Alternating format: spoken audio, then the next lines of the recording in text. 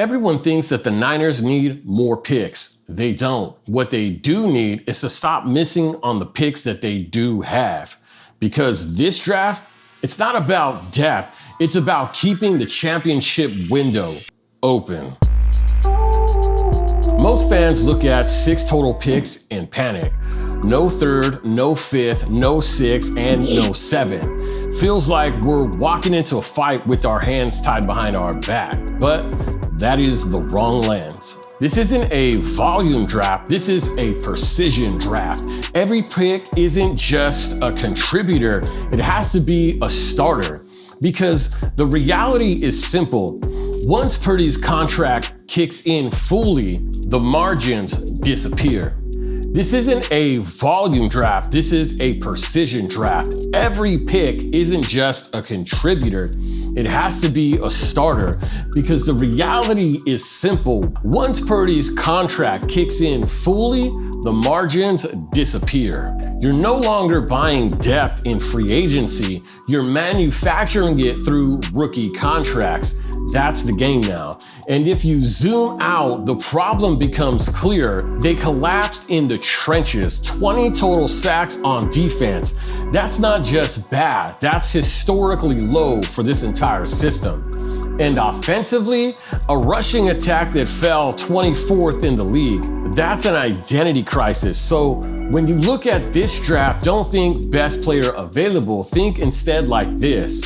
Where are they structurally breaking and who can fix it immediately? Round 1, Caleb Lomu out of Utah. This is the pick that tells us how the front office sees the future. Trent Williams is elite, but he'll be turning 38. And you don't replace players like that, you transition them.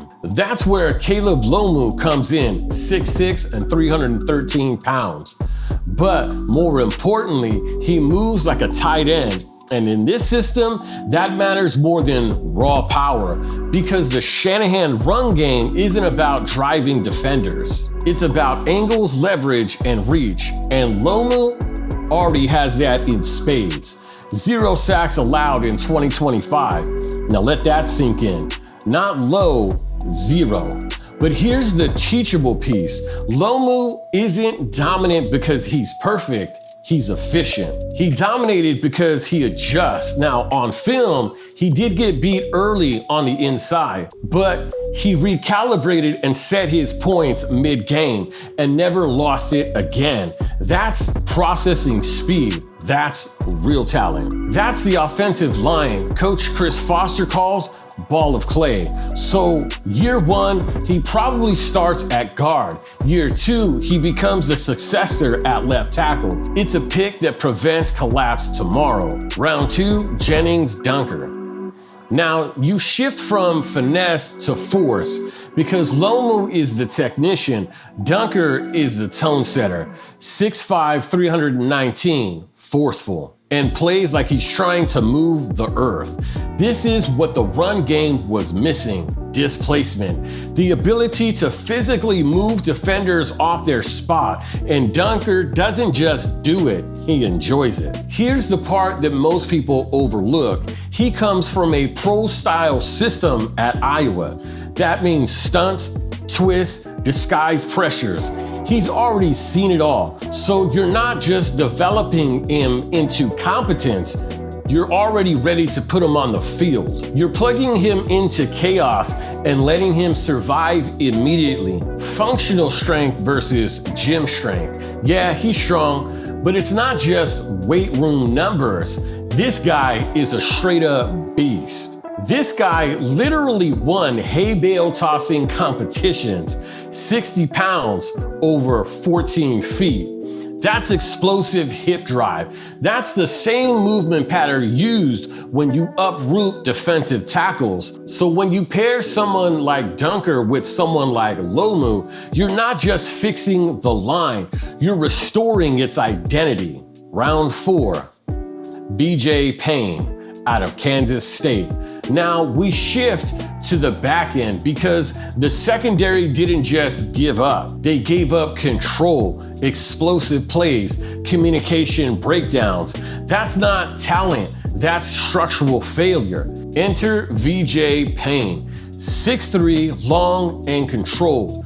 But his real value? He processes the game like a quarterback. This man is smart. 4-year starter and a team captain. Now that's more than just a 40 time, because safety isn't just about speed, it's about anticipation, and Payne plays like a stalker. He mirrors, he waits, and he attacks. He attacks the catch point, not the receiver. That's the discipline. That's how you eliminate explosive plays without gambling. And next to someone like Jair Brown, that's balance. Brown plays downhill, Payne stabilizes over the top. Now, your defense isn't guessing, it's dictating. Round 4, LT Overton, edge out of Alabama. This is where things get interesting, because fixing a pass rush isn't about finding one star, it's about creating waves. And Overton, he's a piece of that wave. 6'5", 278 pounds, built like an interior lineman, moves like an edge. That's rare, and it matters because offenses are faster now. If your edge can't collapse inside on passing downs, you're predictable. Overton fixes that. Early downs, he sets the edge. Passing downs, he slides inside. Now you're attacking guards with edge speed. That is a mismatch. And here's the teaching point. Versatility isn't just a bonus, it's how you disguise pressure. Same player, different alignment. Same play call. That's how you confuse protection. And here's the teaching point. Versatility just isn't a bonus, it's how you disguise pressure. Same player, different alignment. Same play call. That's how you confuse protection. Round 4, Bud Clark. Now you add something the defense lacked entirely: turnovers. Because in 2025, the 49ers weren't just bad at rushing, they weren't taking the ball away at all. Bud Clark changes that immediately. 15 career interceptions. That's not luck, that's straight up instinct. He reads quarterbacks like a route concept, not just a throw. And when he sees it, he goes. And he's fast as hell. This guy right here is a straight up ball hawk. But the deeper layer, risk tolerance. Clark plays on the edge, but not recklessly. He understands timing, when to bait, when to break. That's the difference here. He is an elite athlete. That's the difference between a gambler and a playmaker. Round 4, Cyrus Allen, wide receiver out of Cincinnati. Finally, you add juice, because this offense quietly got slower. Not in straight line speed, but in separation. Cyrus Allen fixes that. 13 touchdowns in 2025, led the Big 12, and that's not just production. This is how he wins. Quick off the line, clean routes, and when the ball is in his hands, he accelerates. And here's the teachable moment. Explosive plays aren't just vertical, they're created through space. Allen creates space early, which means yards come easier late. That's how you stretch a defense without changing. Everyone's asking if the San Francisco 49ers have enough draft capital.